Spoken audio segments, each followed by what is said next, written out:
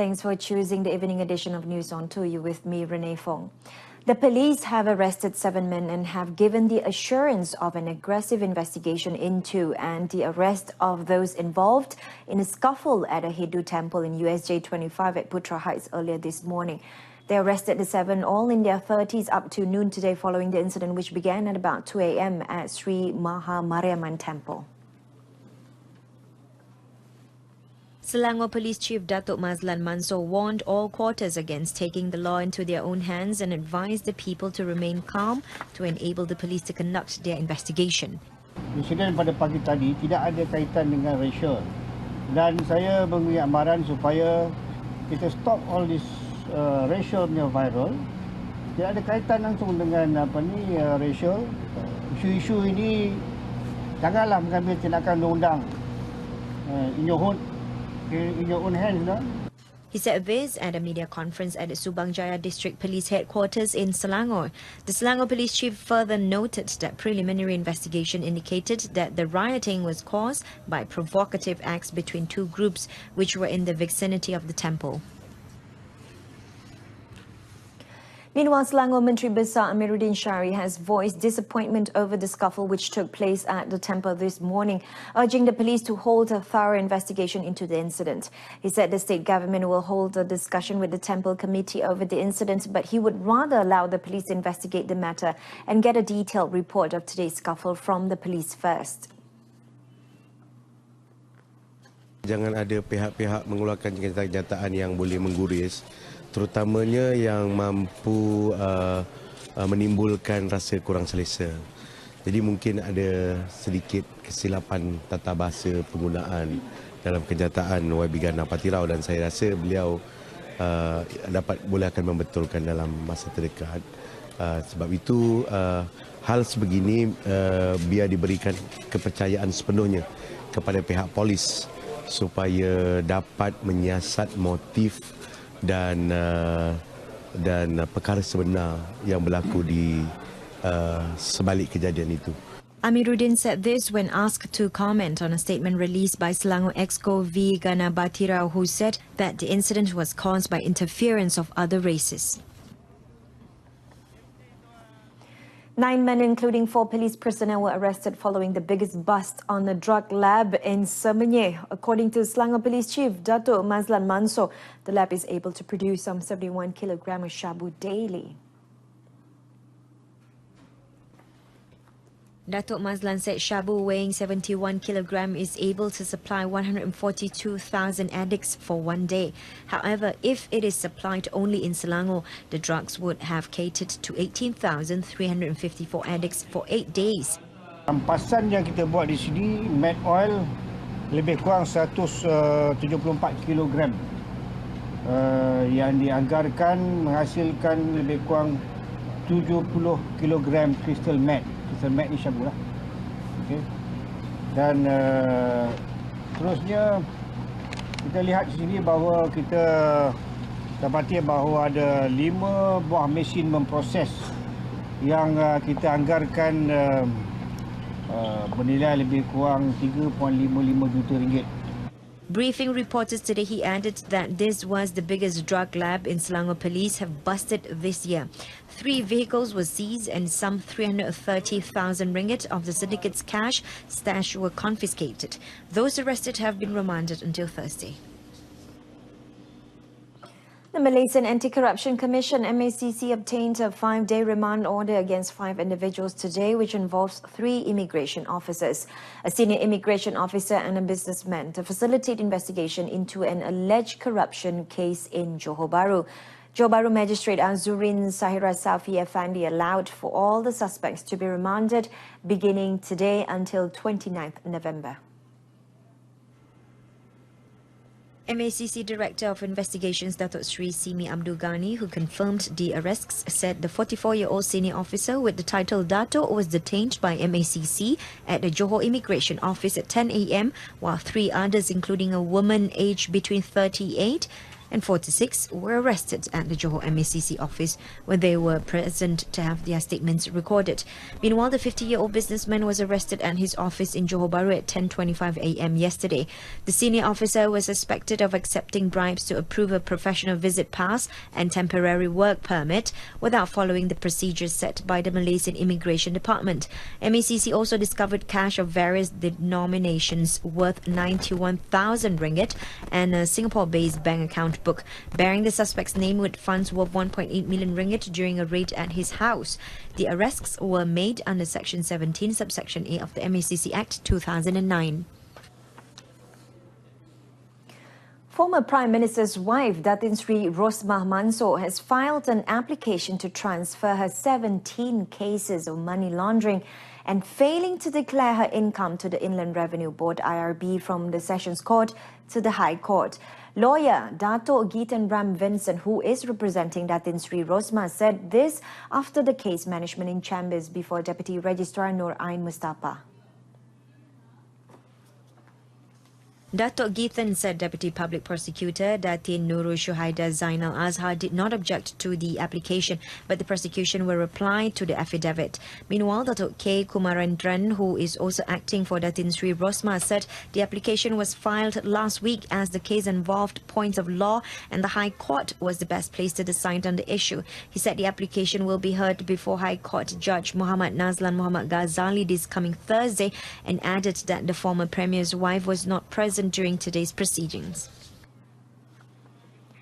Minister in the Prime Minister's Department, Muhammad Hanifah Maidin, said expansion of the Special Court for Sexual Crimes Against Children nationwide is being implemented in phases and will be completed in stages by next year. The process of implementation involves revamping the Children's Witness Room, acquisition of information and communications technology ICT equipment, and court decoding transmission. Muhammad Hanifah said the first special court was started in Putrajaya on 23rd June last year and another started in Kuching, Sarawak in April this year. Dijangkakan kesemua mahkamah ini akan dapat digunakan sebaik saja perolehan bagi peralatan ICT, kelengkapan court decoding transmission dapat diselesaikan pada tahun 2019. Speaking in Parliament, he said that cases involving the murder of children due to abuse or sexual crimes can be brought to other courts and not just the Special Court for Sexual Crimes Against Children. Muhammad Hanifah added that all murders will be tried under the same law except in cases of sexual abuse of children. Kota Tinggi Magistrates Court in Johor today charged an illegal male immigrant for murder and not possessing valid identification documents. After the charges were read before Magistrate Mazana Sinin, the accused Zaino Watoni, 31, dressed in orange lockup attire, made no plea and only nodded to indicate he understood the charge. According to the first charge, the accused, who hails from Lombok, Indonesia, was allegedly acted with the intention to kill, resulting in the death of Rizal Muhammad, 37. The act was done along Jalan Pintu Palang Block 5, Petak D12, Ladang Rembau, Tanjung Sedeli, Kota Tinggi between 7:15 p.m. and 10 p.m. on 4th November. The accused was charged under Section 302 of the Penal Code. As for the second charge, the accused allegedly did not possess any valid pass issued by the law to enter Malaysia. The offence took place at the entry junction of Kampung Perpat, Mukim Sedili, Kota Tinggi at 8:04 p.m. on 9th November. The accused pleaded not guilty to the charge meted out against him under Section 6, subsection 1, subsection C of the Immigration Act 1959 and 63. The court set 24th December for remention of the case.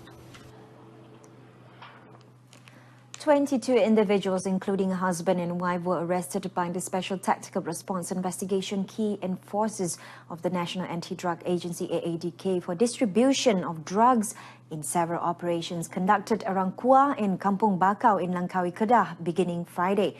Its Enforcement Chief Assistant Director, Zulkifli Muhammad Dom, who confirmed the arrests, said the operation was aimed at eliminating distribution of drugs in Langkawi. Zulkifli said based on the raids conducted, 2 cases are being investigated under Section 39B of the Dangerous Drugs Act 1952 and Section 39A subsection 1 of the same Act. He added that 20 other cases are being investigated under Section 3 subsection 1 of the Drug Dependence Treatment and Rehabilitation Act 1983. Authorities also seized 260 grams of heroin, 13 grams of shabu and cash worth 490 ringgit. The Anti-Drugs Agency believes that it has crippled the drug distribution syndicate which were in operation in Kampong Bakau with the arrest of its mastermind and a woman. The suspects were injured while trying to escape and were sent to the Sultanah Maliha Hospital in Langkawi for treatment. Deputy Yang di-Pertuan Agong Sultan Nazrin Shah today presented the instruments of appointment to 4 judges of the Federal Court and 5 judges of the Court of Appeal at Istana Negara. The Federal Court judges are Datuk Tengku Maimun Tuan Mat, Datuk Abang Iskandar Abang Hashim, Tan Sri Idris Harun and Datuk Nalini Padmanabhan. The 5 Court of Appeal judges are Datuk Lau B. Lan, Datuk Muhammad Zabidin Muhammad Dia, Datuk Yu Jun Ki, Datuk Nur B. Arifin and Datuk Hazanah Mehat. The presentation of the instruments of appointment and audience were held in the Singgasana Kecil Minor Throne Room of Istana Negara. Chief Justice Tan Sri Richard Melanjum, Attorney General Tommy Thomas and Chief Secretary to the Government Datuk Sri Dr. Ismail Bakar were also present at the event. Entrepreneur and Development Minister Datuk Sri Mohammad Rizwan Yusof announced the removal of Tan Sri Shukri Mohammad Saleh as Chairman of Bank Rakyat's Board of Directors with immediate effect. This is following Tan Sri Shukri's involvement in the original audit report of One Malaysia Development Berhad 1MDB. Datuk Sri Mohammad Rizwan in a statement said any decision made during Tan Sri Shukri's tenure as Chairman of Bank Rakyat's Board of Directors will be reviewed and cancelled if it affects the interests of the bank. He added that the move is taken in line with Section 5 and subparagraph 2 subsection 2 of the first schedule of Bank Kerjasama Rakyat Malaysia Berhad Act, Special Provisions 1978, Act 202. Datuk Sri Mohammad Rizwan said he will announce the appointment of a new chairman when the appointments process is finalised. Finance Minister Lim Guan Eng said the Auditor General's disclosure of the One Malaysia Development Berhad 1MDB final audit report having been altered is the truth that Malaysians have the right to know. He said it was the right move as it is a truth that has been concealed all this while. Yang penting bagi saya ialah bahawa rakyat ada hak untuk tahu apa yang sebenarnya berlaku. Lim said this during a press conference today at the Parliament lobby. Auditor General Tan Sri Dr. Madinah Mohamad disclosed in a statement yesterday that the 1MDB final audit report had been altered on the orders of, among others, former Prime Minister Datuk Sri Najib Tun Razak and his former Principal Private Secretary Tan Sri Shukri Saleh. In the statement dated 24th November, Tan Sri Dr. Madinah said the 2 crucial omissions in the report were on the presence of businessman Low Tech Joe or Joe Low at a meeting of the 1MDB Board of Directors and a paragraph containing 2 versions of the 1MDB financial statement for the year ended 2014. In another development, Lim said as of September, 62 cases of illegal money services business have been convicted. 15 civil court orders have also been issued to the offenders to halt such activities. The move comes as a result of enforcement activities undertaken by Bank Negara Malaysia. Lim said 30 other cases are pending trial while 37 cases are still being investigated. Maklumat mengenai pesalah yang dikenakan tindakan juga dipaparkan melalui laman sesawang Bank Negara Malaysia dalam halaman Consumer Alert and Updates dan Financial Fraud Alert sebagai rujukan orang ramai. Orang ramai juga boleh memuat turun aplikasi mudah alih MyBNM untuk mengakses maklumat tersebut dengan merujuk Fraud Watch List. Speaking in Parliament today, Lim also advised all parties that wish to introduce new financial technologies such as cryptocurrency or Bitcoin to refer the matter to Bank Negara first. He explained that it is only Bank Negara that has the authority to issue the final say on any kind of financial mechanisms. The Education Ministry is conducting a more comprehensive impact study on the Dual Language Programme DLP to determine its effectiveness, and the outcome is expected to be known in January next year. Deputy Education Minister Teo Nee Ching said the study was conducted following the two-phase monitoring of the students' achievement carried out by the ministry in 2016 and 2017. Teo said the first phase involves comparison between students' achievement in the English language examination at the end of 2016 and their achievement for the same subject in the examination held in the middle of 2017. As a result, 36.28% of primary school students showed improvement in English, while for secondary schools, 46.44% of students showed improvement. Kajian 4 ELP yang telah dilaksanakan itu, walaupun tak ada satu itu kajian itu belum komplit lagi, tetapi kalau saya boleh kongsi sikit tentang dapaan awal tentang kajian ini memang menunjukkan bahawa keputusan ataupun markah peperiksaan akhir tahun untuk murid-murid di sekolah menengah dari sekolah bahasa Inggeris, bahasa Melayu, matematik dan sains memang nampak satu peningkatan yang agak terkera. Speaking in Parliament, Teo added that to date, 22,960 primary and secondary students are involved in the program. The Malaysian Communications and Multimedia Commission (MCMC) is prepared to hold an engagement session with the public to allay concerns about radiation from telecommunication towers. Communications and Multimedia Deputy Minister Aidin Shazali told Parliament today that MCMC makes certain that international standards and guidelines are observed and works with the Malaysian Nuclear Agency to test radiation exposure from the telecommunications towers. SKMM juga telah menjalinkan kerjasama dengan pihak Agensi Nuklear Malaysia untuk menjalankan ujian bagi menentukan pematuhan tahap radiasi RF daripada pemancaran komunikasi itu sendiri. Jadi beberapa ujian radiasi atau RF telah dijalankan dan dilaksanakan bagi menyampaikan, memberikan maklumat yang tepat berkenaan kebimbangan rakyat. The Deputy Minister also said that Nuclear Agency Malaysia will ensure the level of radiation produced from the telecommunication towers is within the suitable level set by MCMC. Aidin further noted that to date, around 20,023 communication structures have been operating nationwide. A recent statistics released by the Election Commission (EC) has shown that the number of women involved in the political arena remains low. Speaking in Parliament today, Deputy Women, Family and Community Development Minister Hannah Yeoh said one of the main barriers to women's political participation is due to the failure of the party leadership to increase the number of women candidates to contest in elections. The study showed that out of the 687 candidates who contested for the parliamentary seats, only 75% or 10.92% were women, while only 176 women contested for the state assembly seats, compared to 1,470 male candidates in the recent 14th general election.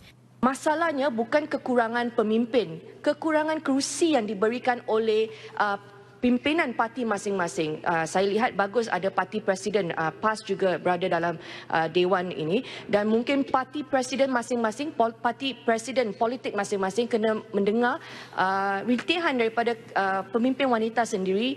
Ini adalah masalah gatekeeper.